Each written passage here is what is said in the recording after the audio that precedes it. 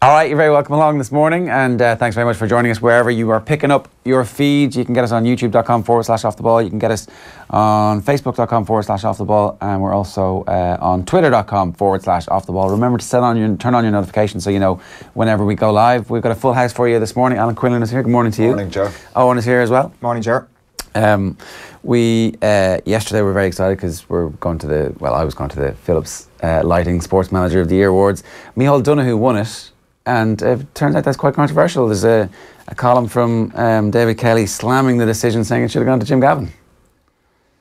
Yeah, there's an argument for saying that Jim Gavin, cold as ice at times, but he's a real kind of shrewd, fantastic manager, and the success Dublin have had in the last few years. I think it's gone to Micheál Donoghue because of probably the story of Galway not winning in 28 years. But yeah, you could argue that, and Dublin people certainly would. Jim Gavin. He won whenever he won his first one. Gavin did, and to me, it's just the difficulty in getting the first thing done in a long period of time is more difficult than staying there. Like, is it more difficult for you guys to win your first European Cup than definitely. Your second one? Yeah, definitely. You have to go through. Sometimes a bit of pain and heartbreak, sometimes not at all. You just come out of nowhere and win it. That's the beauty of sport. So I think the Micheál Donoghue one is maybe the photo with his dad and all that kind of stuff. And it does bring out that emotion and affects people's thought process. Of course, Micheál Donoghue, what he's achieved is unbelievable. But Gavin as well, I think he's certainly a worthy... a sensational achievement that Jim Gavin has. It feels like it's not over yet, that they're on the road to 5 in a row. But just on the actual competitive things that happened this year, how many trophies did Jim Gavin win? How many trophies did Micheál Donoghue win? Did Jim Gavin win the league? I think not. Did Micheál Donoghue win the league? Yes, he did. Did Micheál Donoghue manage to get the best out of a player that a lot of people were criticising and thought to themselves, this guy will never win an All-Ireland because there isn't a manager out there who can get the best out of this guy? Yeah, Micheál Donoghue managed to do that. That is a great managerial achievement. Micheál Donoghue deserves this award. Jim Gavin is a worthy second place, potentially third place. I don't know who else was in the running. Aidan O'Brien's had a record for Group 1. Aidan O'Brien deserves it more than Jim Gavin. Like, this isn't some sort of, let's share the things around. Dublin are so successful. Micheál Donoghue had a better managerial year than Jim Gavin. Let's just get over it. I mean... What was the feeling last night being at the awards? It was mixed, I think. I think everybody kind of totally understands why Micheál Donoghue wins it, and yet at the same time it's like, well, Jim Gavin did 3 in a row. What do you have to do to get this? But and looking back, Cody didn't get it when he did 3 in a row or 4 in a row. I think he won it in the early part of his career, maybe when he stopped I'm just trying to think off the top of my head, either when he won his first one in the noughties or when he stopped the Cork 3 in a row. So there's no real precedent for why people get it at certain times, but I mean, it's not a controversial pick, though, to be fair. It's well, it's a snub to Jim Gavin, slamming the punt to Dave in the... But Aidan O'Brien there's a lot of merit for Aidan O'Brien as well, for what he's achieved, really. That's phenomenal too. Yeah, there was somebody making the case that actually Joseph O'Brien's achievement in winning the Melbourne Cup at 23/24 is actually better than what Aidan O'Brien did, given that Aidan O'Brien gets all the best horses in the world and has all the facilities. Joseph O'Brien's fees are apparently like the lowest in the market, so he'll take anybody's horses. He just wants to learn exactly what his trade is, and then goes down to Melbourne and wins the Melbourne Cup, which is unbelievably difficult to do. Like, it's the biggest race there. I don't really know enough about what the nuances are of all that to be able to separate what Joseph O'Brien did versus what Jessica Harrington did versus what Gordon Elliott did versus what Willie Mullins did. Like, they all had amazing years. So how do you split them? At the same time, though, Aidan O'Brien did pass out Bobby Frankel this year, and like, is there any argument that Aidan O'Brien isn't the greatest flat trainer of all time from Ireland? I'm not sure there is. So, like, you have this metric that tells us that Aidan O'Brien is the greatest in his demographic, whereas none of the other managers involved in yesterday's award actually have that guarantee, because it's always going to be subjective when it comes to Gaelic games. And well, if Jim Gavin does 5 in a row, that's the end of that. Of course, but at this moment in time, it's still subjective. Now, if Jim Gavin does 5 in a row, I'm saying, of course, that the achievement of winning 5 in a row should merit him Manager of the Year. But at the same time, it is still 2017 achievements that he's being judged on. Like, do you take an accumulative effect? So, if they win 4 in a row, that'll be 2018. If they win 5 in a row, that'll be 2019. If Ireland win the Rugby World Cup in 2019, there we go. Now there, Jim Gavin does 5 in a row. Which achievement is greater? That's a Twitter poll right there. Yeah, it is. Yeah, it is. Which imaginary achievement is greater? It's That'll inflame the. I agree with Owen. It's over a number of years. It's given on that year, and you have to take the emotion of the story and where the person has come from, the team he's brought through, on its merits. Because if you go back over a number of years, yeah, it's a little bit unfair. It's that given year, and you have to take into consideration who they've played against, who they've beaten, all that kind of stuff, and what are the resources like. So, you know, sometimes the resources question is one that, like, it does seem like it's easier for Aidan O'Brien because the best horses in the world come to him. And now it's still unbelievably hard, and we're kind of splitting hairs here to the point where everybody goes, "Oh, you're insulting Aidan O'Brien by saying he's got great resources." He's gone up against the very, very best It's true, yeah. He's up against Godolphin, so they also have amazing horses. Yeah, so you're at the top end. He's at the top end there with who he's competing against. So there's no real difference there. No. Obviously, some of the races in Ireland, some of the stuff here, he might have a. You know, his horses are nearly favourite for most races. Yeah, like he's saddling 5 or 6 horses in Derby, and you know, Micheál Donoghue has one team that he can put out in the hurling championship. Again, it's an impossible distinction to try and make between one sport and another, but it makes for a good conversation around Christmas time. Yeah, absolutely.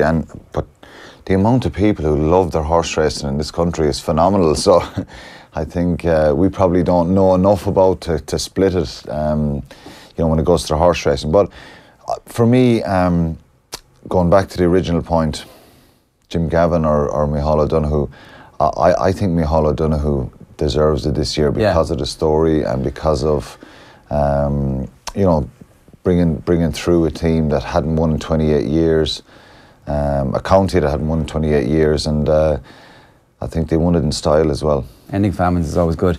He got very emotional actually at the presentation when his dad was brought up, and apparently he was hoping to meet his dad whenever the bus arrived back, and to do it kind of in private, but his dad was waiting for him. They brought him out to meet him, and so he was a bit taken aback by all the publicity around it initially, and you know, it's the type of thing that ultimately you're delighted did happen in public, because this is a thing that many families are going through, that you know, dementia is something that we don't talk about very much, and here is this incredible scene happening, unfolding before our eyes, and actually it was a beautiful family moment, and it doesn't feel like we were intruding on their privacy, I hope, by being part of it. Yeah, I think when he gets off the bus, you don't think, is there cameras on him, is there not? Exactly.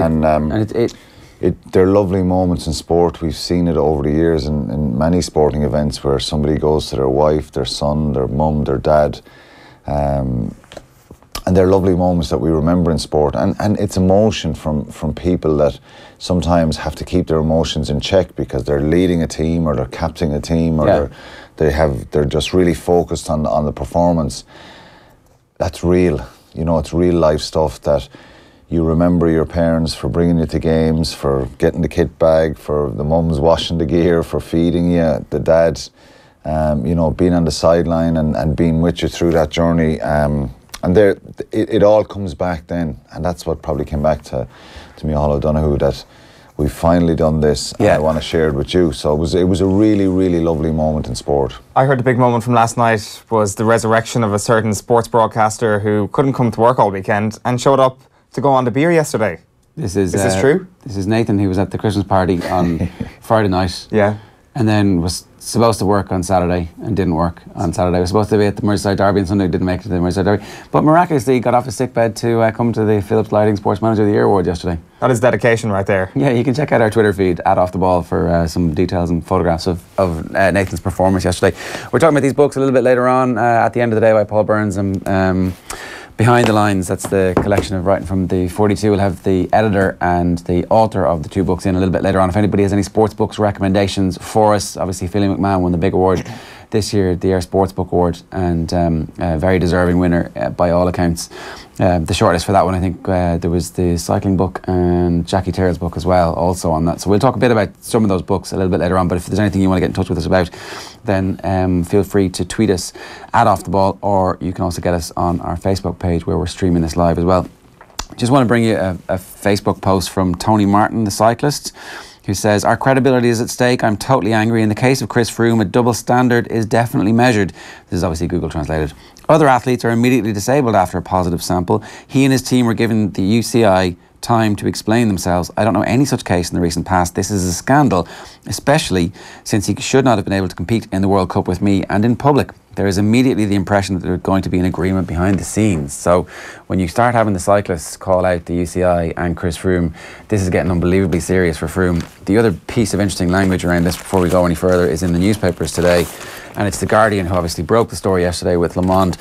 And they are very pointedly using the language, after Froome's failed drug test, is this the end for Team Sky?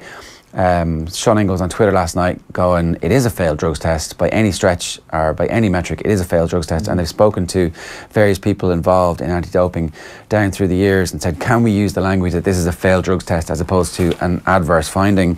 And they decided to go for it, and they wouldn't be doing that unless they felt pretty confident about it. So the noose is tightening around Chris Froome. 100%. It's when Tony Martin uses that phrase in the recent past, he must just be, he must completely whitewashed Lance completely out of his mind, because when you think about the UCI being favourable towards a high-profile athlete who has had an adverse finding, or they have some sort of information that the media has currently not got their hands on, you immediately think of the Lance Armstrong situation. Now, Lance was successful in keeping all of that under wraps for years because of his sheer power in the game. Froome doesn't have anywhere near the power that Lance had, and suddenly things are falling around him, and the UCI have allowed this to get out. Now, whether or not the UCI go to the next step and give him a ban, which we've seen in the past results in 9 months or 12 months, remains to be seen, because suddenly you're kicking Chris Froome off the Tour de France next summer, which is a huge move by the UCI. Yeah, and Team Sky are going to be the collateral damage for them. You would hope that this could well be the end of Team Sky, given everything, all the doubts that have been around them. So yeah, because they used to point to Chris Froome and it's like, well, he's winning everything, and tell us where's the failed drugs test, because so you go back 2-3 years and Team Sky are like, oh, well, we do everything perfectly, our marginal gains are, like, if anybody's ever associated with any history of doping, we're going to kick them off the team, and that's that done. And then suddenly the Jiffy Bag story comes out, Dave Brailsford's in a little bit of trouble, and they shift to goalposts. They're like, well, show me a failed drugs test, show me an adverse finding, and now we have this. So now we've met their goalposts, so I'm interested to see how they're going to shift them this time and see what the next set of responses is going to be. But the UCI response is just going to be fascinating. What is going to happen here? Because he needs to be banned, and the length of the ban needs to take in the Tour de France if it's going to be worth the punishment. Yeah, very interesting stuff, and very interesting from The Guardian as well that they've decided to use that language. Can't stress that enough, because the language around this stuff is always tends to be important. A tweet from Froome, thank you for all the messages of support this morning. I'm confident that we will get to the bottom of this. Unfortunately, I can't share any more information than I already have until the inquiry is complete. It's always great that there's an inquiry on, and I can't tell you anything. I've got all this information that you don't have. And the credibility of cycling and sport in general hinges on something like this. It just, like Owen said, he should be banned and he should have to defend himself to get back. If it's in any other sport, you're out until you defend yourself, and you get some. You could argue that it's you're guilty before you get a chance to prove yourself innocent, which. When you fail a drugs test, though, that should be enough, right? That's the... Yeah, look, sometimes there is reasons. You have to prove yourself then. So he's failed a drugs test, and I think it's twice the legal limit for salbutamol, which is in the inhaler. We had an incident, if you remember Frankie Sheehan prior to the 2003 World Cup, where it was an administration issue, which... we would have got the forms, and it was before Toulouse actually, and we played Toulouse in the Heineken Cup semi-final. Frankie got tested, and there wasn't a form, wasn't filled out properly, wasn't ticked properly, the box. That he took inhalers? Yeah, that he was taking an inhaler. You're allowed to take inhaler if you medically need them, and Frankie always had asthma, and it didn't fill out the form properly, and I think there was an administrative error. And I remember we flew to Australia for the summer tour prior to the World Cup, and we literally landed and the news came through that Frankie was after failing a test and he had to jump on a plane and go back home, and he had 2 or 3 months of that uncertainty and trying to defend himself, and it was accepted that it was an administrative error, and plain and simple, it wasn't filled out properly on the form, and he got back for the World Cup. but he had to kind of go through that period of 2 or 3 months where he was I'm sure it's gone out of the difficult, game. but ultimately it's probably right that players have to go through that when there is an error like that. That there is I think so. Yeah, it was an error. So he paid a price for 2 or 3 months and that uncertainty, and effectively he was banned out of the game. I think he received a ban straight away, an automatic ban. So Chris Froome, I think, because of all the controversies in cycling, and because this is, where is the credibility here? And I'm not an expert on cycling, but what kind of message does it send out? Yeah, well, if you've got Tony Martin, who obviously is a very high-profile cyclist, this is ridiculous. Yeah. Like, and it's really good that people are like him are breaking ranks and doing that, because ultimately it's only the people within the sport who can affect the change by saying this is bollocks. They can't do this. Like, you can't treat him differently from everybody else. Yeah. Can I just say the answer to that question, is this the end for Team Sky? I'm pretty confident the answer to that is no. Like, the only reason the house of cards around Armstrong collapsed was because he was a bit of a dick to everybody. That's the reason. People were out to get him. There was whistleblowers who really wanted to see this guy fall. Whether this is the case with Team Sky, I'm not sure. Potentially, you look at the character of Dave Brailsford and people are a little bit uneasy about him. Potentially, they want him to fall, but whether or not he's done the stuff that was present back in the day is... At some point, the Murdochs decide that this bad publicity is not worth what they're getting out of it. Yeah, but at the same time... I think. You look at the cycling community in general, like even before this story, outside of Team Sky, the whole thing is screwed. I mean, you look at I'm not sure what his role is within Astana, but you look at Mr. Vinokurov, like we can literally say on this show that he's a blood doper and it's not libelous. How can somebody involved with cycling be a blood doper legally, and we can say that stuff about them and they can still be involved with the sport? Like, the sport is screwed outside of Team Sky, and there's still people who are like, oh no, we've moved into a new generation. Yeah. Like, it is just completely ridiculous to make that point. No, it totally is. Right, let's bring you through the newspapers very quickly here.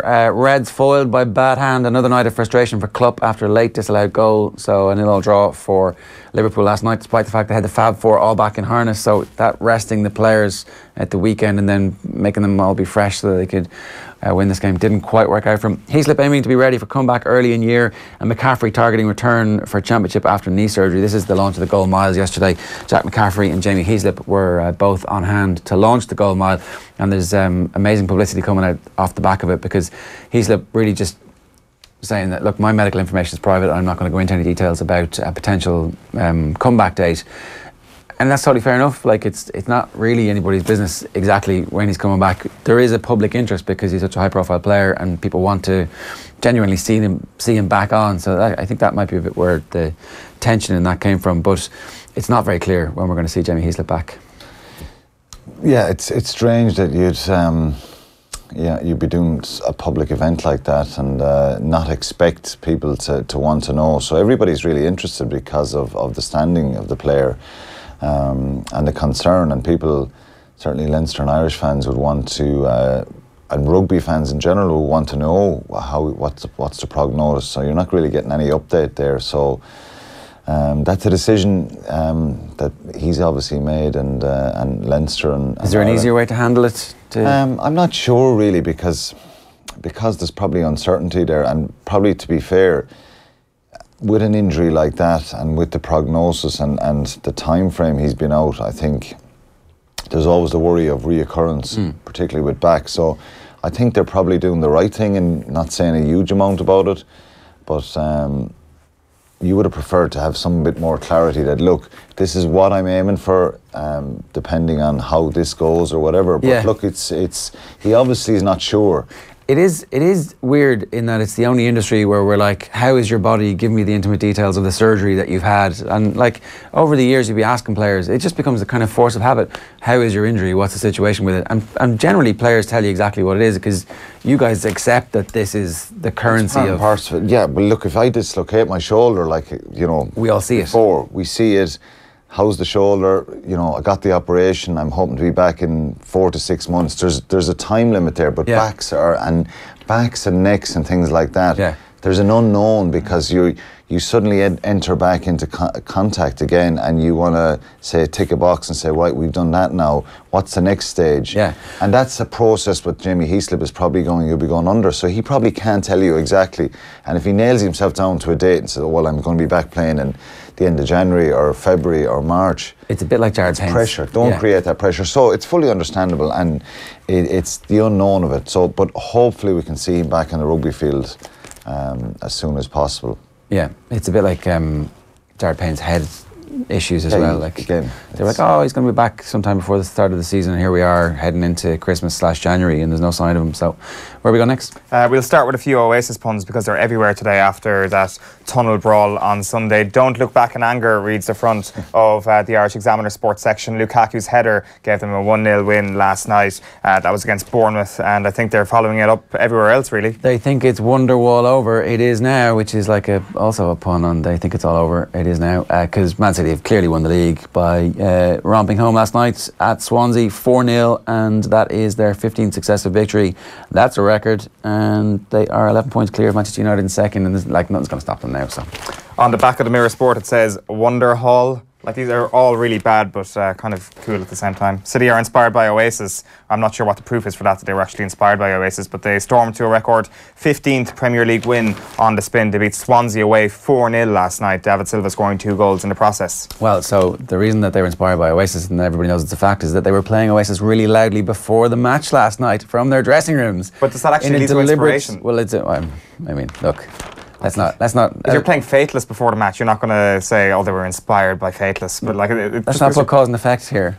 But obviously they were trolling. It was like a beautiful troll move. It was like, "Oh, open the doors so everybody can hear we're playing some Oasis because we're so badly educated here at Manchester City." Jose Mourinho is actually doing his best to stoke the bear. It doesn't really work, right? It's like calling people dumb makes them angry. Coming from him, to be honest. Didn't he stick his finger in someone's eyes before on the sideline? Yeah, Tata Martino. I shouldn't be mentioning sticking fingers in people's eyes, to be honest. I'm in no position to talk about that either. No stopping City Slickers. This is the back of the Herald. And Katie Taylor is obviously all over the newspapers as well. A difficult enough fight for Katie Taylor last night. Docked a point for holding, I think, in the 7th round. But ultimately she comes through it. Takes a bit of punishment as well. And all the talk afterwards is that her next fight is going to be some kind of a unification bout in Dublin.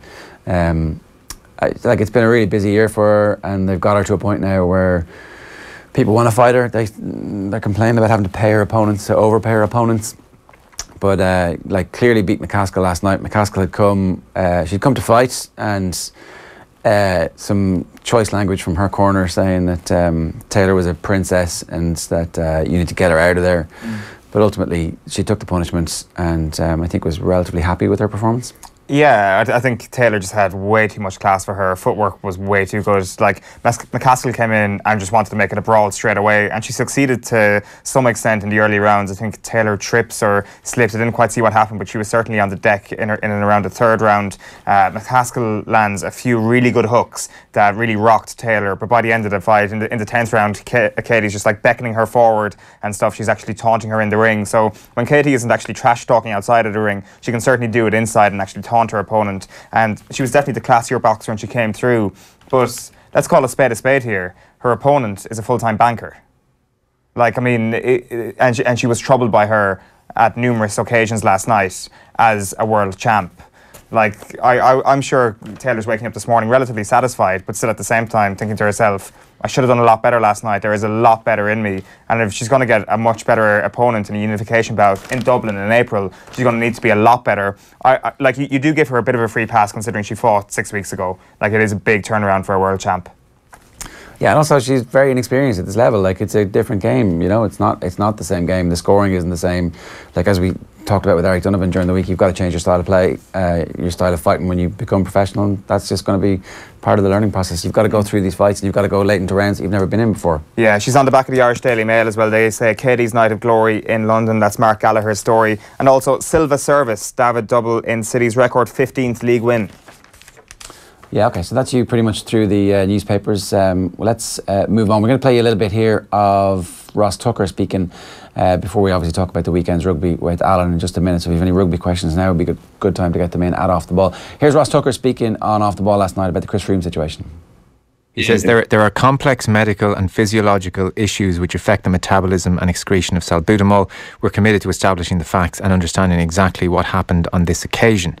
So he's going in that direction. I mean, it doesn't help that over the last certainly 6 months in the Matt Lawton story that Dave Brailsford and Sky have been exposed as routine liars. So that muddies the water even further here.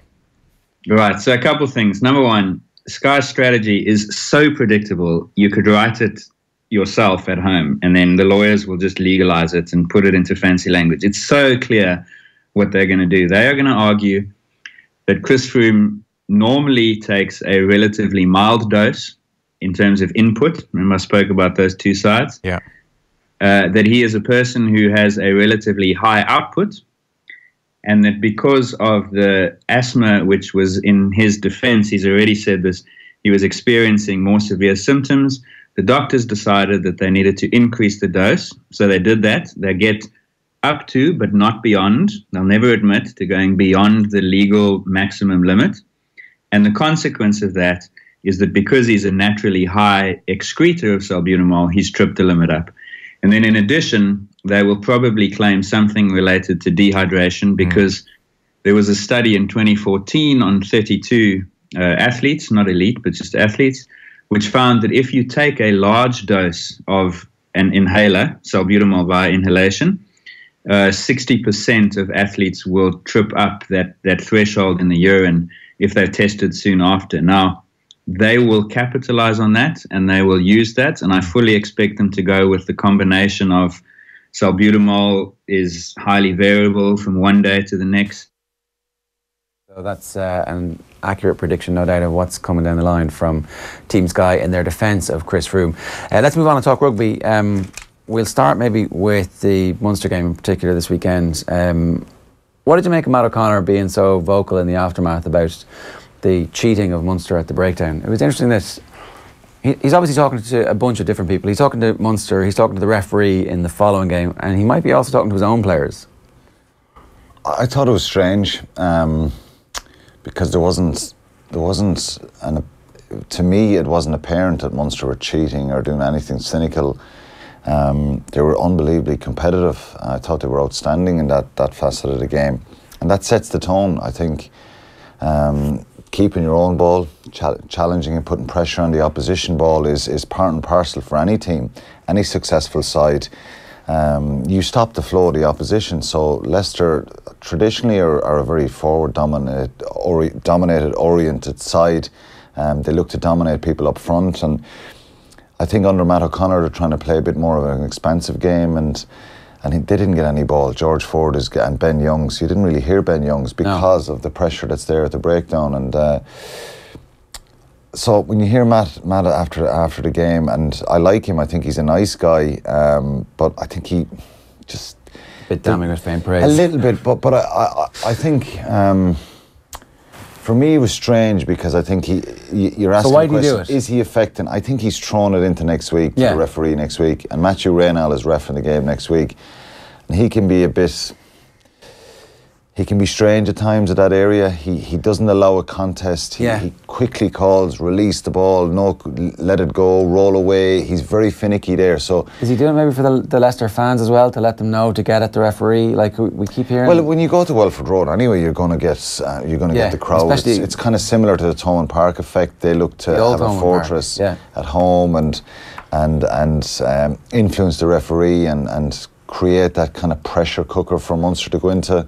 But a little bit disappointing because he's making excuses, and his team were poor. They were physically out-muscled by Munster. Now, we've seen in the history of this competition, these back-to-back games, that it doesn't happen. No. It can happen one week and teams usually fix it and then it's game on then. But Munster were so dominant in that area last week. I'd say when you came up against the Leicester pack, there was no fear of you guys being accused of being the cynical side. I'd say the Martin Johnson era, they would have been full of it themselves. Yeah, but they were the kings at it, really. And I think back to some of the games we played, that Heineken Cup final in 2002, we go into that game thinking, if we do not front up here, we're finished. We've no chance in this game. And I thought we did it extraordinarily well. not extraordinarily well, but we did it really well against a more daunted, experienced, grizzled pack, if you like. We still lost 15-9. I think it was 2 possibly defensive errors that they scored tries with, but it was a mammoth effort. And that's why I'm saying, you know, traditionally Leicester, they strangle people up front. Yeah. And that's been the case. And the word cynical is often mentioned with that when you're dominant. We had it over the years where you continuously be spoken about tactics and stuff like that. But I think what Munster did last weekend, there was nothing illegal. Their discipline was really good. They played the referee. They weren't shooting in off their feet.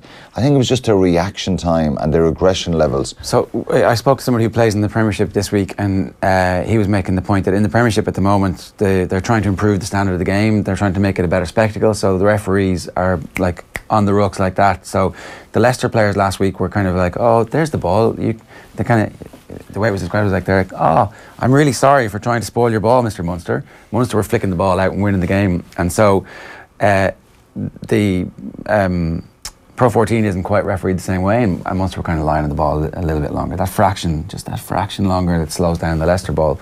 And so Matt O'Connor and the Leicester players must have been like, this isn't quite the game that we're used to. And they were naive, which is really weird to say about a Leicester team. Munster killed them.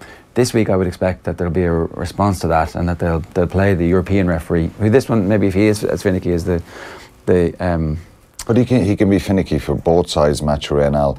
I think Munster, the way they profited was because of that pressure they put on there. We've seen Ben Youngs and George Ford, when they get good ball for England, they can be outstanding and devastating. But going on, talking about your point of maybe they're probably not used to that kind of pressure at week in, week out in England in the top 14 or in the Premiership, because it's impossible to have that kind of pressure week after week. So Munster, the challenge for them is to bring the same kind of pressure and intensity, and that's why we mentioned the word intensity. What is it? It goes up a couple of notches in these big European games, and you set the platform and the template. So Munster will be well aware of it, and Johan van Graan will be well aware of it, and the other coaches, that they've kind of try and replicate that, but they've got to play rugby, and smart rugby as well, play in the right areas. So I think it is a bit of a ploy from Matt O'Connor, partly excuse, to affect the refereeing crowd this week, and maybe put a little bit of doubt in the Munster forwards players' minds when they're competing at the breakdown. Yeah, we saw this fixture in particular a couple of years back, where Munster won the first one handy and then lost the second one 18-16. So crazy stuff. Yeah, 38-0 last year, and then they lose 18-16. And to be fair, the second game, Munster should have won that game. It was a kick in injury time that lost it for them.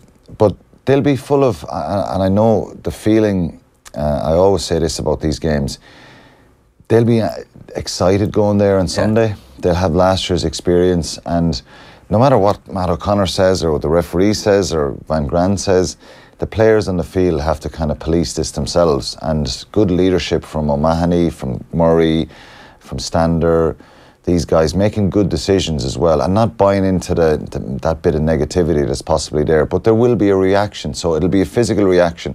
And if I was in the dressing room for Munster now, I'd be thinking, right, we're going to get an angry Leicester Tiger player. Let's front up there and match that physicality, and then it's good decisions, Jared. It's play rugby then. Yeah, it's been a great English-Irish series so far from an Irish perspective. We'll get the English view from Charlie Morgan in the Telegraph in just a moment, but I just want to play you this clip of Stuart Lancaster. This is from his interview with Joe from Off the Ball during the week. Here he is talking about the local reaction and response in Leinster when he did actually join up with the Leinster setup.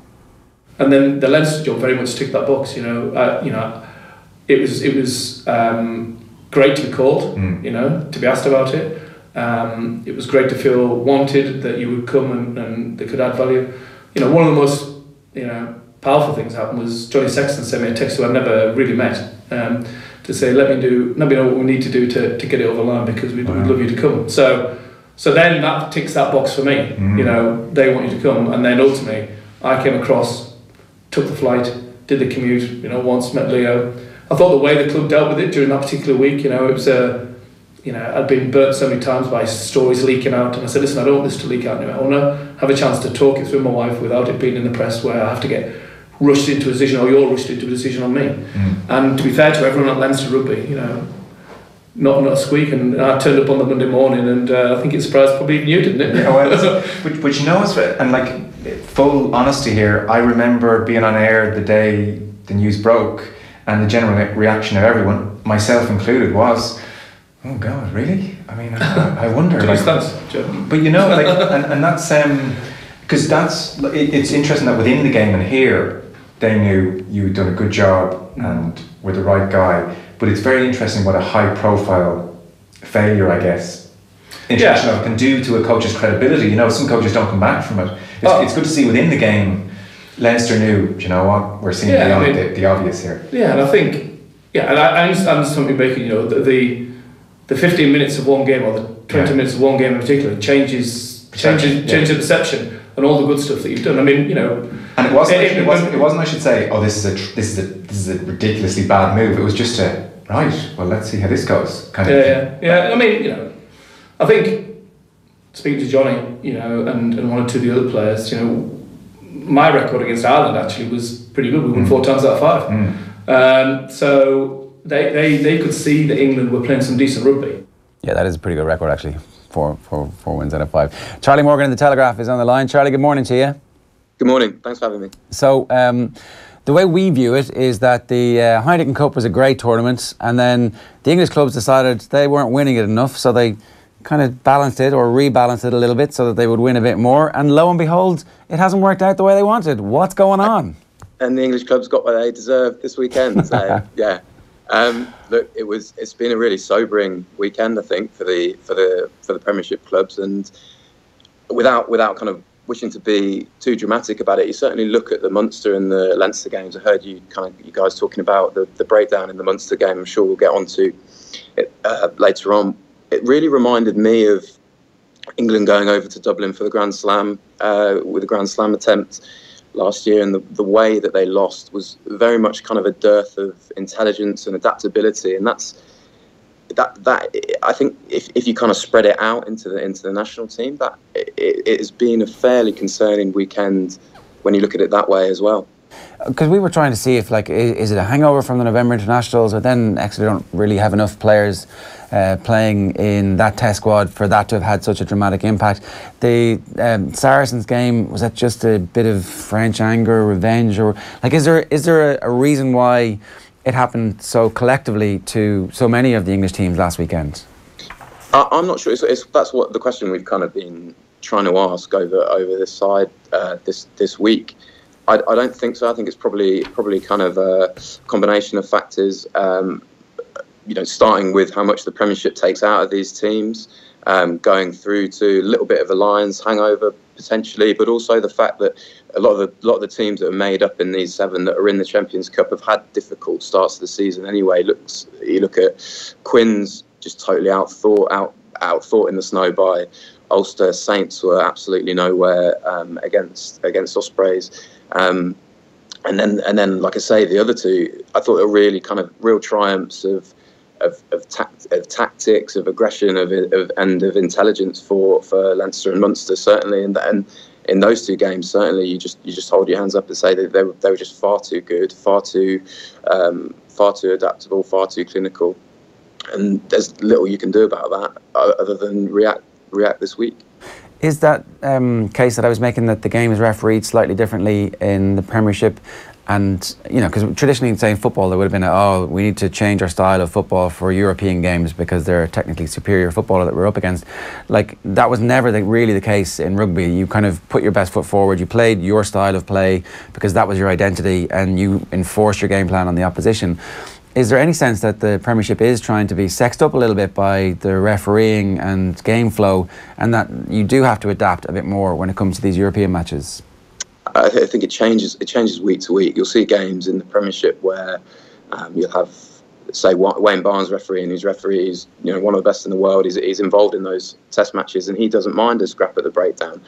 What it should be worrying and potentially will be concerning to Eddie Jones is exactly the point that Alan made earlier that I heard while I was offline, is that there's got to be an autonomy with the players on the field to adapt to that. You take the example of the Munster game.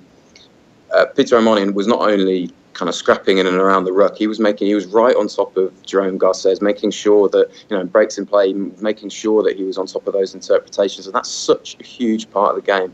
You look at Leicester, they were they just looked shell-shocked, and there was kind of a little bit of kind of petulance, even on the field. Forget, what was said afterwards. There's a little bit of petulance on the field as to how they were reacting too. And that just, that starts off a vicious cycle that's just so negative and isn't going to get you anywhere in the games where they're really tight. So it kind of sounds a bit like there's a cultural issue at the moment in English rugby, that the players aren't being asked to think on their feet, that they're being pre-programmed to play a certain style of way, a certain style of play, and actually that leads to those circumstances, particularly in knockout rugby or in the massive games where your opposition have been given the freedom to think on their feet. A cultural issue might be too far, but it's certainly something that Eddie Jones wants more leaders. He wants to build leaders in and around Dylan Hartley, and these games really kind of accentuate the importance of that and the importance of adaptability, which is another one of his watchwords. And after an underwhelming, to be honest, 3 wins, but still fairly underwhelming autumn, ironically, especially at the breakdown, it's kind of another reason that will be something that he'll want to turn around before the Six Nations. It's funny because we didn't want to overreact to the small sample size of one weekend of Champions Cup games, but equally you're kind of implicating it in a slightly longer period of time of not the level of stratospheric brilliance that we would have seen from Eddie Jones England for the first 2 Six Nations campaigns. I think again, it's dangerous to overreact again. Slightly small sample size, as you say, but it's certainly kind of brought to bear a lot of the issues that Eddie Jones has been looking to fix. Charlie, it's Alan here. Hi, Alan. Do you think that I agree in a sense that I'm always nervous because I had this feeling as a player, when you win one of these games, you got to go, oh God, Jesus, it can change so quickly. Do you think it'll change this week? Because, I look at the Bats could have won against Toulon. Quinn's probably, they're out of the competition now. What will their approach be? But I think the big ones are obviously Exeter coming to Dublin and Munster going to Welford Road. Do you think we'll see a flip of these results this weekend? I think Exeter will be better. I think they will be slicker. The Leinster performance was phenomenal. How they Exeter thrive off cycling through possessions, getting into their shape, and Leinster just completely starved them of the ball. In that 20 minutes where they had 2 tries disallowed, Exeter weren't able to get anything going. I think another thing, and this kind of may seem completely trivial. It's about playing the conditions as well. It's freezing at Sandy Park as the rain started coming down, and that seemed to kind of make the Exeter struggle slightly more. There were a few kind of handling errors at the back when Jack Nowell went to fullback. I think they'll have to start, if they get into their shape early on at the Aviva. I think it'll be a great game, and I think they can take it close. Leicester will have a lot of personnel changes. They're going to have to obviously switch things up at fullbacks. Talk of Manu Tuilagi coming back. Matt Tamua is the man for them if he comes back. Their whole back line dynamic shifts, and there's just a hell of a lot more direction to the way they play. And they've had the Wallaby hooker Tatafu Pelota now registered this week, so that gives them a bit more, cut and thrust up front, and makes them a little bit more savvy around the breakdown, which is obviously going to be a really important battleground again. Charlie, Gordon Darcy was writing in the Irish Times over here yesterday about test experience when you're playing in European rugby, and he says that the likes of Johnny Sexton and Peter O'Mahony and the likes, they thrive in this environment because it's not as suffocating as a test match, but it's not at the lower pitch of, say, a Pro 14 match or a Top 14 match or anything like that. So he feels that the Champions Cup level is perfect for a test player who's used to the suffocating environment of the Six Nations because they don't have as much pressure and their skill set can come out in full force. So taking that into account, is it as simple as that, just to break down the Exeter performance into the fact that they don't have as much test experience as Leinster, they don't have the world-class talents that Leinster do, and they can't just handle the suffocating environment of a Champions Cup fixture as well? Yeah, it's a totally fair point to make. You look at the 2 guys you mentioned there, Johnny Sexton, Peter O'Mahony, obviously really influential. Johnny Sexton made a ferocious counter ruck in the middle of that big extra pick and go sequence. You just thought, wow, that's not what you expect from tens, but it was an example of real opportunism, aggression. Two more guys that would kind of validate that point. Tadhg Furlong, I thought, was phenomenal for Leinster, and Scott Fardy as well, real hardened kind of grizzled Test international, again absolutely to the fore in that big kind of pivotal momentum, emotion swinging pick and go sequence. I think it's a total fair point to make. Exeter, young side, lots of promising players who will go on to, get past 50 caps. I'm sure, like Harry Williams had a tough night, but he's going to be Dan Cole's understudy and looking to usurp Dan Cole fairly soon at tight head. They're the kind of guys that will grow into that. Henry Slade as well. But for now, you could really see them kind of maybe feeling slightly claustrophobic in that atmosphere, whereas the other guys that you mentioned really thrived. Yeah, what do you? I know we weren't supposed to talk about Saracens, but just what happened during the week was so interesting. What is their response going to likely be this weekend? It was funny. We did a piece last week when they got turned over by Harlequins, looking at the little fixes that were going wrong in their pretty poor run of Premiership form, and we sort of all agreed that they won't be pressing the panic button. They're tiny little fixes. It's just that the odd pass is going to floor, the odd breakdown decision isn't going their way, and then there was that capitulation that was kind of based on their defence, which has been what they've set their stall out. Their whole resurgence, their whole rise to these titles has come off the back of really cohesive defence, and it just went missing. And somebody made the point that I saw that they're a very process-driven team, and maybe that the postponement affected them more than Clermont. I think, to be honest, it was they'd lost a few games by 1 or 2 points, and you look at Mark McCall afterwards. He was dumbfounded. He thought, he said his exact words were, "I didn't see that coming." Clermont were phenomenal. It reminded me a lot, actually, of the semi-final in Lyon last year, where they blew Leinster away, and Leinster managed to get that try, where Saracens were pushing just on half time and didn't score after, I think, Will Skelton got turned over. They didn't manage to get that score that would have taken them into half time with a view to turning things around in the second half. Leinster did, and then took that semi-final really close and could have easily nicked it. Saracens didn't get that score, and then you can't legislate for somebody like Raka doing what he did. He was just immense. So there was a comedy of errors. It was a bit of an implosion, but they'll regather, they'll regroup, and if they get anything from Clermont, you'd expect them to qualify for the knockouts, and they're a horrible away quarter-final to get.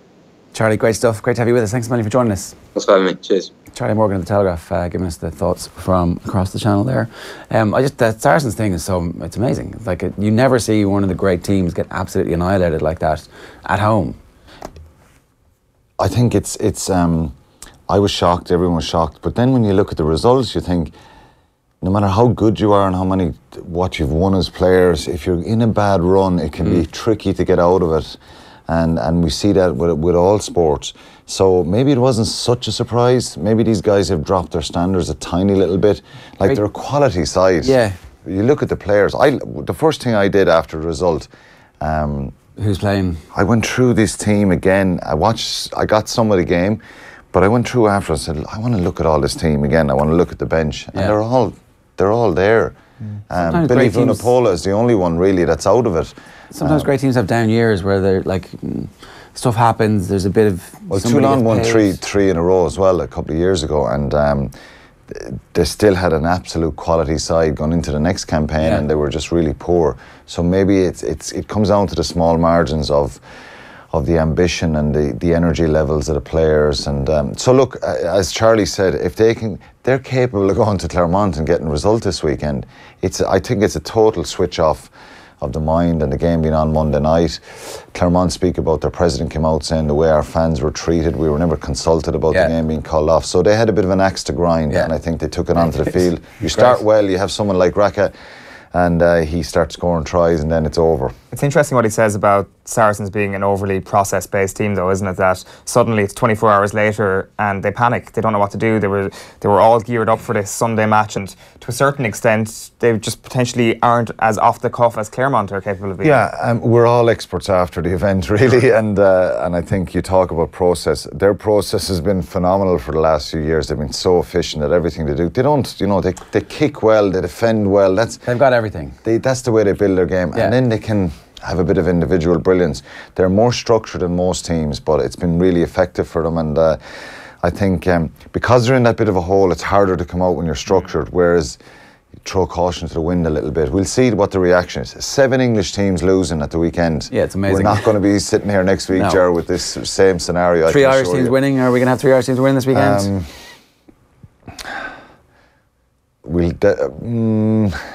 Two? We'll definitely have 2. I think Munster's obviously is the hardest one, because we are going to get this, you are going to see that reaction. It's going to be much tighter. I think if Munster in the game in a good position, 60 minutes, I think that's where their bit of energy and that bit of belief of last week, and they'll sense a bit of vulnerability.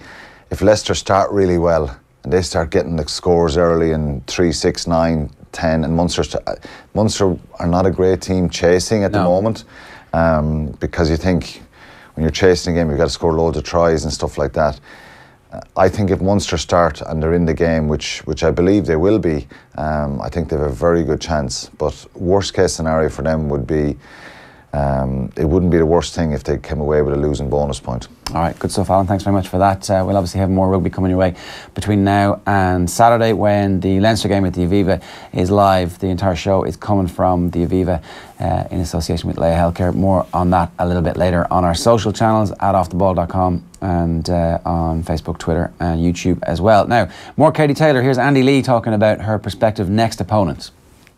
Taylor, I mentioned, is ranked number 2 in the lightweight division. The number 1 is the Belgian Delphine Persoon. I don't know if you've seen much of her. She's won her last 30 straight bouts. She's 32 years of age. So I guess ultimately that's what we're building up towards here. Does Taylor have to improve, Andy, in any great way to be able to beat the number 1 fighter, Persoon? I don't think so. Okay. I've watched Persoon quite a bit, and to me, Katie beats her. Right now, Katie beats her. What kind of fighter is Persoon? She's a boxer, but she's technically not on Katie's level. That's the advantage Katie has above everybody in her division, because she has that amateur pedigree. Yeah. She's learned from Billy Walsh and Zora Antia, and that will always stand to her. That will always give an advantage over these other female fighters who don't have that background, that experience that she has. And I think, they're going to find it hard to find someone who can really give her a test. Okay, so I'm just going to run you through the headlines again before we get to our Christmas Sportsbooks preview with Adrian Russell and Paul Byrnes. The headlines, the Examiner, which I don't think I'm supposed to be doing, but I'm going to do anyway. Don't look back in anger. It's one of the bad Oasis puns that is there across all the newspapers. Lukaku winner Parks United Derby Ferrari. Man United 1-0 winners. Lukaku with the goal last night. The big city, Manchester City, effectively wrapping up the title, we feel, with a 4-0 win, setting another record, 15 successive Premier League wins. The thing is, every single game Manchester City win, it's like, they wrapped up the title last night with a 1-0 win away to Brighton and Hove Albion. So every time they win, it's like further wrapping of the title. Christmas. Wonder Hall is the headline on the back of the Irish Daily Mirror. As their Oasis puns continue, the Star kind of dropped the trend. They've just gone with Silva Bullet after he scored 2 goals last night in that 4-0 win. They think it's Wonderwall over. It is now. Oasis inspire City to smash record. This is the news that they were blaring Oasis out before the match last night from the dressing room and making sure that everybody knew it. And then Katie Fright Night, that's Katie Taylor, had a bit of a fright last night in London, but a huge crowd roared her on. 1,500 people, I think. That was her first headline, and afterwards it seemed like the promoters were pretty happy, and they're saying that it's going to be fight in Dublin next year for unification bout. We didn't show the Racing Post earlier on, but we need to, because it's that time of year again. All aboard the Flying Scotsman, steam into Anderson for World Darts Glory. It starts tonight, Ger. It's the greatest time of the year. It's where everybody dusts off the dartboard and goes for 180 for... You get quite good at darts come the end of December, I find. 0 minutes of darts watched in my life. In your life? Yeah. How is that possible? Because it's shit. It's not shit. It is. No, it's not. Sky Sports have turned it in from a very, very average game into a very, very good game. It's nothing, it's meaningless. It's not, how's it meaningless? It doesn't matter. There's literally hundreds of thousands of pounds on the line here. It's not meaningless. Well, if money is your motivation, Owen. Reds foiled by bad hand. Liverpool scored a goal, disallowed for a handball. Solanke handles the ball in the process of scoring a late goal, which was disallowed, but not before Jurgen Klopp had already celebrated.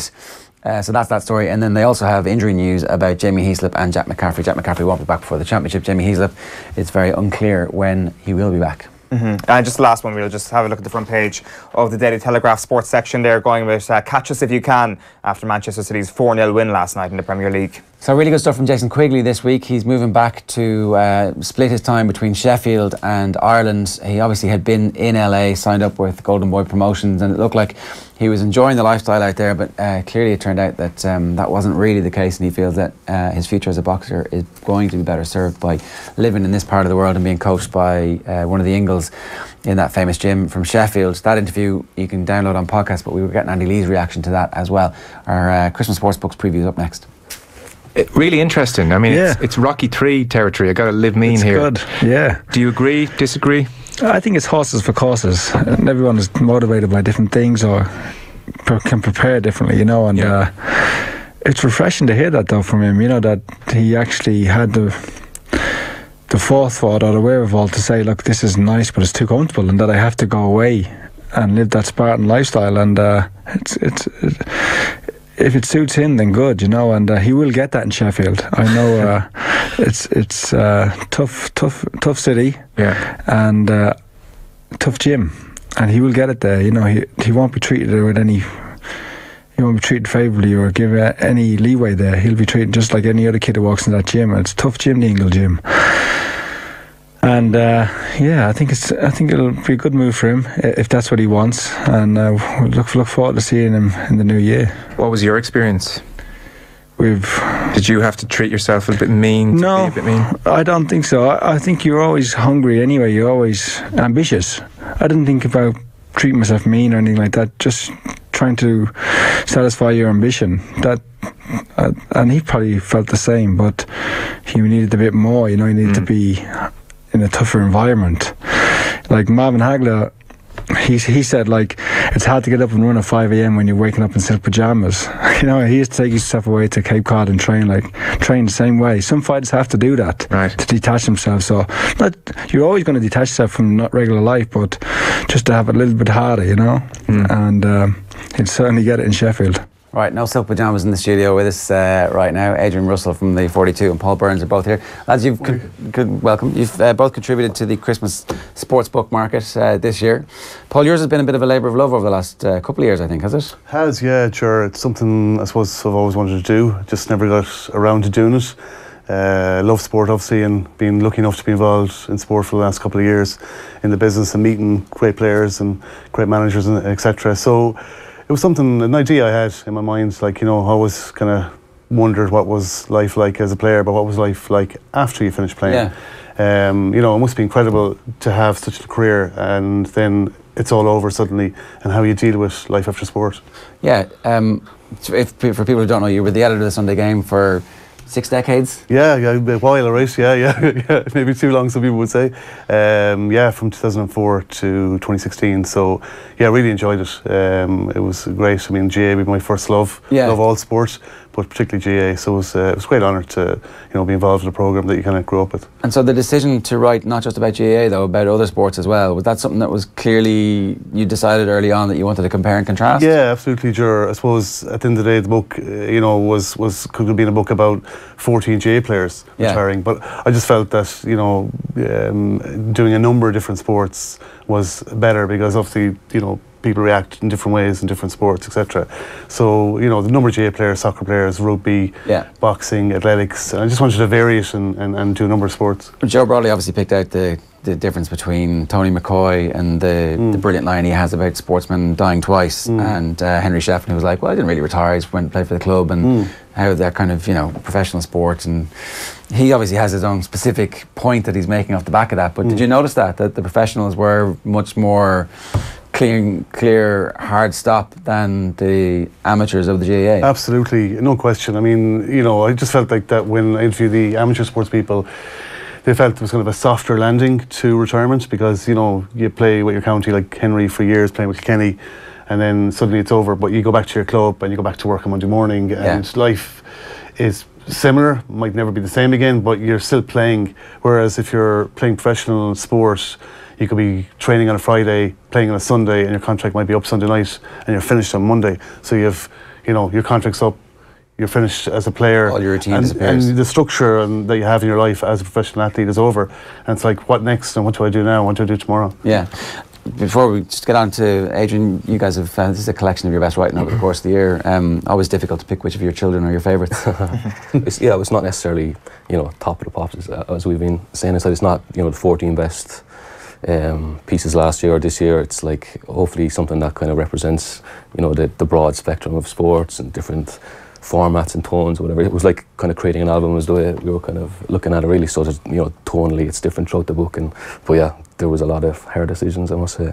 And people knocking on your door going, maybe this one is a better choice. Or, yeah, but that's good. I mean, it's an incentive. You know, you want to be in the book next year as well, and you want your best stuff in there. Yeah. So also an amazing endorsement from Roy Thompson. Yeah. Now, like I was one of the few people who thought that Roy Thompson, Conor McGregor piece was really interesting and thought-provoking as opposed to ridiculous. But anyway, we'll come back to that later. In these pages, the men and women of the 42 show once more whether the nation's best and most essential sports storytellers, Irish writers, are as important as Irish games, and here at the intersection is something special. It's not bad, is it? No. How did you make? What happened? Well, I suppose before the ESPN piece came out in the summer, he was in contact with us and various people on our team. As I'm sure he was talking to a lot of people, you know, you can see the work that went into that piece. So we have people like Paul Byrnes, who are obviously known in the MMA game here, Gavin Casey, with boxing. So we were chatting to him, and then when the piece came out, there was a big reaction. So that kind of relationship and that conversation continued. So then, and he reads the site. Well, he says he reads the site. So we said it would be cool if he gave us a broad percentage. Someone like Dave Hannigan is another person we respect a lot. So yeah, to get that kind of endorsement for someone like that, it was really. You know, amazing, really. I guess as well, the other thing is that people have spent time and you've invested in people who are writing longer form pieces, which we're all told is not the future of the internet. It's not going to work.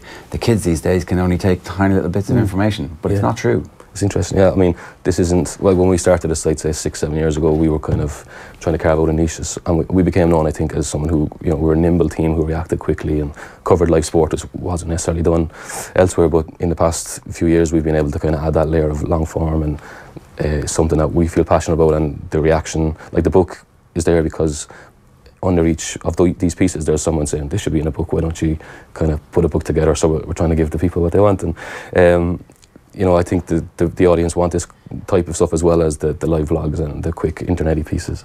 I think as well there's like a freshness to some stories that have been told previously, like in the Paul McGrath piece in the book, he says, oh, you're the first sports writer I've ever met that actually doesn't remember me playing. I think it's Ryan Bailey is the author. Yeah, like that was one of those, you know, when some footballer makes his debut and was like, oh, this guy was born after, you know, 96 or something. It was one of those moments where I think Paul McGrath thought, I'm gone out of the game a long time now. And Ryan was kind of, it added something actually to the story. I think he's coming at it from a remove that, like the likes of me wouldn't necessarily have. But yeah, it was a good angle actually. The interesting thing from your foreword, because it's certainly one of the things that I think whenever I'm reading on the 42 is just the incredible community of commenters there, and it's something you pointed out fittingly in your foreword, how important they are to the 42 community. Yeah, like I tried to take this opportunity. The book is us kind of, we're not particularly good at telling our story or kind of the PR stuff really. We usually just leave the work stand on its own, but this book was a push to kind of just talk about ourselves and showcase the great team that we have and the stuff we're doing. And the forward for me was an opportunity to kind of set out our stall. And the audience, as you say, you know, they're massively engaged. You know yourselves, I'm sure, with the texts or whatever that come in and tweets or whatever. You know, people are usually knowledgeable, passionate about sport. Sometimes. Yeah. I think well, anyway, and they're quick to join the conversation. And to be honest, we do, as I say, the book is a product of that conversation. Is anti-Dublin bias the most frequent comment on the 42? Well, when we ran through the what are we going to call this book, like how was this news was one, or slow news day question mark was another one, you know, so there's a kind of a lot of tropes.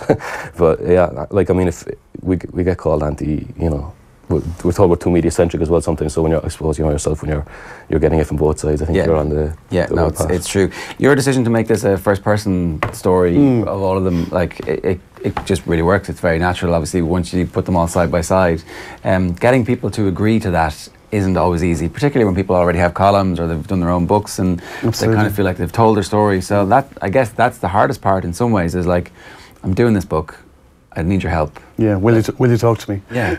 Yeah, absolutely. I suppose, again, we're lucky, we all work in this industry, so we're lucky that we have certain contacts. So I suppose, you know, I use them. People have been extremely helpful, extremely approachable. I think they all want to talk about it too, don't they? They do, yeah, they do. I mean, it's, you know, they were fantastic. They were very revealing and very candid, and it's you know, they particularly talk about like life after sport, and you know, nothing will ever match, you know, playing, and that magic of playing, I mean, involved is gone, and they're just worried and concerned that they might never find that again in their lives, basically, you know. So they're all very honest, very, very helpful, you know, and, you know, again, anybody approached was just delighted, as you said, to talk about their story and stuff, you know. Yeah, and I don't know, sometimes, again, like in the industry, you can feel a bit like we get criticised for talking too much about doping because, you know, oh, you're always talking about this, but actually it becomes a story that you become relatively fascinated with, and it makes you a bit cynical about a lot of the stuff that you watch. But likewise, we're always so very interested in the retirement story, and you find that people, they'll give you interviews about their triumphs and the defeats that they had and the characters that they met, but they're definitely at their most interesting and revealing when they're talking about the difficulties they have immediately afterwards. And sometimes it feels like, you know, we're picking at these scabs a bit too much, but ultimately I think they want to share those, and I think people want to hear those stories because it gets us behind just the picture of the athletes. And what life really is like. I mean, AP McCoy, who's in the book, I mean, AP, you know, we've seen the documentary being AP and stuff, and how revealing that was, you know, and life after being a hugely successful sports star and jockey, you know, and how hard he found it just to come to terms with not being involved anymore, and just little things about even going to a race meeting in New Toxter or Navan or wherever, and not being able to get into the dressing room to meet his old colleagues and jockeys that he would have raced against for years. Then he'd have to ring them or text them and say, can you come out and say hello? He wouldn't be allowed in, actually, which is quite incredible after 20 years. And just missing that stuff, and, you know, missing talking to Dave Roberts, who was with him for, you know, 20 years as his agent, and Dave would talk to him 3-4 times a day, and then suddenly now they speak maybe once a month just to say hello and kind of catch up. So it's a massive change that way for someone like him that has such a structure, as we spoke about earlier. He also says in it, and I think it's the most incredible line in the book, that he doesn't miss making weight. He says that he eats now because it's a novelty, and I'm like, making weight sounds like the most horrific thing any sports person could ever do. And he says, no, I actually miss that, which I thought was incredible. Yeah, I mean, I suppose he's like, there's only one word to describe AP in my view. He's a machine. Yeah. And, you know, he was that dedicated to his sport, incredibly, you know, just obsessed, and that's not overstating it, that he was so used to getting up in the morning, doing the sauna, doing the ice baths, eating the proper food and all that, and, you know, trying to get used to now I can actually eat what I want to eat, but will I do that, or will I just stay doing what I always did when I'm used to it, you know? Like, there's one thing you mentioned there earlier on as well, just about not ever being able to get the buzz of being an athlete again. And Damien Duff puts it very well. He says, it makes me sad that I'll never love something as much as I love football. And he talks about his training, and family are like, what? And he talks about training and how he kind of gets a bit of glee if a player gets injured and he loves to step in. But then you look at sports psychologist Niamh Fitzpatrick, and she's saying that I've seen retired players step into a coaching role, but they're not really there as a coach. They're there as a coach who still wants to be an athlete. And that's very revealing, because they say the greatest players don't always make the greatest coaches. Well, so true. It's probably because they just loved sport more than a lot of other players. Yeah, and I mean, and Damien talks a lot about, like, you know, how frustrating it is at times being involved. He's obviously involved with Champ Rovers, and just frustrating, like, watching players not giving maybe the 100% dedication and training, and, you know, that, you know, or not putting in the effort that he feels should be put in, that he would put in if he was still a player. So he found that very frustrating at times, like, you know, being involved with Rovers and stuff, you know. I'm sure. You guys have obviously, you're both heavily involved in different strands of the sports media, apart from publishing books, and yet you kind of wanted the kudos of publishing a book. Like, we still love hard copy books. Why is that? There is something different about having it in your your hands and seeing it in print is now, and just even externally, it's kind of moved people's perception. I can see people like Paul Kimmage are kind of, you know, looking at the journalism in a different way. I think that he's been very kind, you know, so I don't know, people just seem to still really put a lot of store in the printed word, which is great, I think. Yeah. I don't think, like, it's not a Venn diagram where we're trying to, you know, online is not the enemy of print, I wouldn't say. Like, no, totally, but yet, like, everybody feels like, I'd like to do a book, so we want to see this thing, we want to hold it. Yeah, I think so. But I suppose, from my point of view, I felt it was a challenge, and you know, it was a new challenge, and stepping into the unknown, and you know, it's just to try something different, and that was the reason I did the book, not to make millions. We're talking outside. We're not going to make millions out of making books, but just the challenge, I love of doing something different, and you know, and having an idea and going with it, and you know, I think anybody that has an idea should just, you know, go out there and think about writing a book and stuff, you know. Just go for it. Was it a big decision, Adrian, to put stuff into the book that was particularly timely at the time? Because I know that obviously there's a line in the middle of the Robert Gorman piece where he talks about how McGregor might approach the fight, but in actual fact, you might look back at that in years to come and you're like, remember when we were talking about the analysis of this fight and how ridiculous it all was? Yeah, they are snapshots. We did talk about, maybe, and I did think about having, like, you know, a context page in each one or whatever. We were like, let's just put the dateline on it and people know, you know, when you pick up the book, this is when it was written and this is the context, people will understand quickly enough. But the amazing thing is, like, you look at the Colin Kaepernick piece in the book, that could have been written yesterday and it could have still been as relevant as it was. I think it was written in February or March time, so before the season at all. Yeah. So yeah, happened, or was written by Stephen O'Rourke before it kind of escalated again, but it was still very much relevant, and it kind of told a story. Like, as I said, you're trying to capture different strands of the year as well, so that obviously told a story around a big kind of theme throughout the calendar year, I suppose. Will you go again, Paul? Is there another book in you? I'd like to, yeah. I definitely would. I mean, you know, it's just, I suppose, having an idea and coming up with something that people actually would like or would read. I mean, it's, you know, it's a hugely competitive market.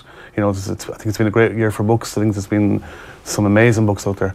But yeah, would I like to go again? I would. But you know, if the idea was right, I would. Yeah, absolutely. And what's your future in TV? Will you go back, do you think, as well? Like, that's your passion?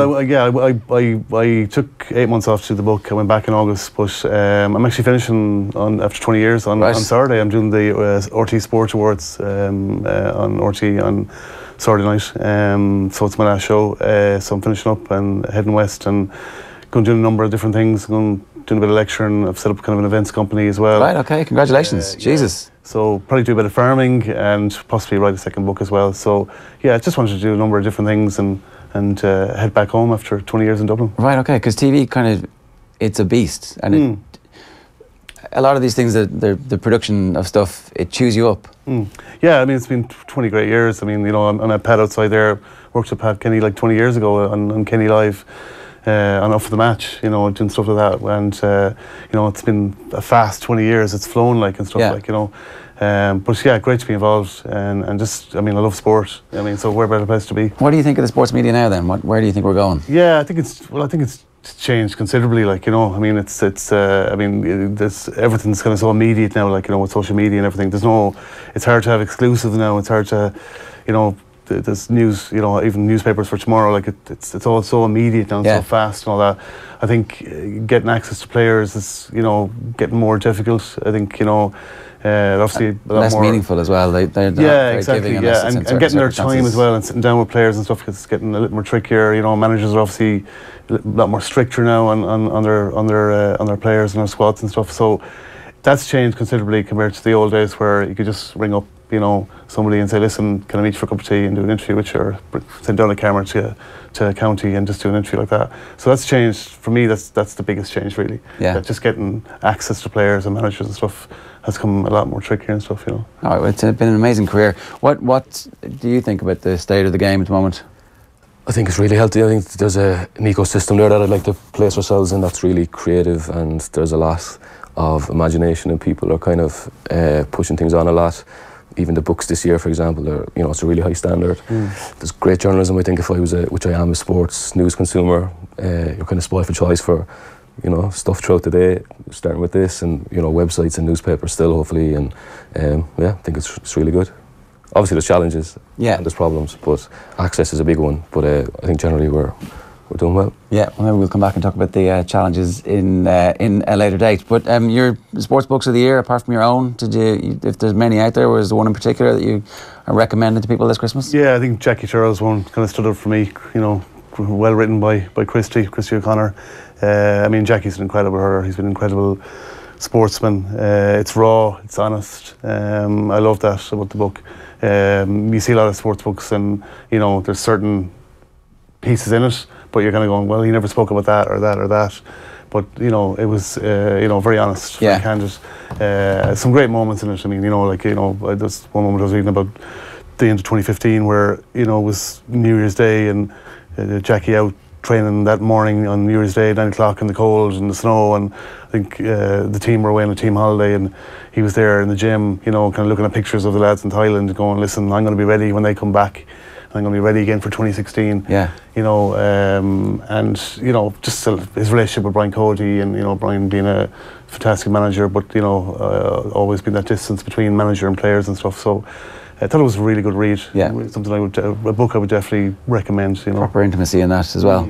Yeah, I'll have to mention The Choice by Philly McMahon and Niall Kelly, which won the 2 awards. Really amazing book. And The Ascent, Love this year by Barry Ryan. And Dave Hannigan's one, which isn't getting the attention I thought it might deserve, and an American one, Beta Ball by Eric Malinowski, about the Golden State Warriors, kind of a Moneyball type. How they came from where they've come from to. Yeah. It's kind of Silicon Valley kind of. It's good, yeah. Yeah, it's a really good story. It tries a bit hard probably to be the Moneyball of today, which is fair enough, but yeah, it's a really good story, yeah. Good marketing though, really, isn't it? Yeah, like, absolutely. Yeah, this is the Moneyball of morning digital shows, and that's exactly. Lads, great stuff. Best of luck with the 2 books, and thanks very much for joining us this morning. Right, to play us out, we've got some Lee Dixon in studio with Joe. Another great interview that you can get on podcast tonight. On the radio, it's Thursday night, which means Thursday Night Football with John Giles, and also, of course, Graham Hunter on the football show. Adrian Barry will be in the hot seat bright and early at 7:45 tomorrow, with the baryometer being stoked up and fired up as we speak. Set the back 4 up on the edge of the penalty area, and he'd be 20 yards away from us, and he'd say, right, I'm the ball, here's the ball under my arm. Wherever I go, you react as if that's on a Saturday. We're going to walk through it, and you've got to react to me. So when I walk towards you, what do you do? And we sort of, you know, we'd back off, and then we'd get a certain position on the pitch. I would show the ball inside. Tony Adams would come out to close the ball down. Then it went across the pitch. Tony to drop off. Steve Bowler to come up, and then we'd walk through this training session for, you know, it'd just be us 4 and him, and the rest of the lads would be over on the other pitch doing shooting practice, having a load of fun, enjoying themselves. And we used to do this virtually every day of our life. And then he'd introduced a few attacking players, and before long he introduced forwards against defenders, where the whole team basically would take the back 4 on and a goalkeeper, and we'd have Paul Davis, one midfield player, sitting in front of the back 4. That was our only defender in front of the back 4, and the whole 11 would play against 5 of us. And if he get, not only they wouldn't score, they wouldn't even get a shot on target. It was like the goalkeeper might as well have been, you know, having a cup of tea, because we were so drilled in how we kept the ball away from our penalty area that it almost became a boring training session, because the forwards got bored because they never beat us, and we got bored because it was just what we did. Wow. So, but you take that onto the pitch on a Saturday, and those same situations with the ball under George's arm would appear on a Saturday, and you kind of, without knowing it, he'd already told you what to do and where to be and how to react. It's just that they got another 10 players running around trying to put you off doing what you're doing. But it's amazing how easy it becomes when you practice something day after day, week after week. Wow, that's amazing. Yeah. That is intense, to say the least. That is amazing.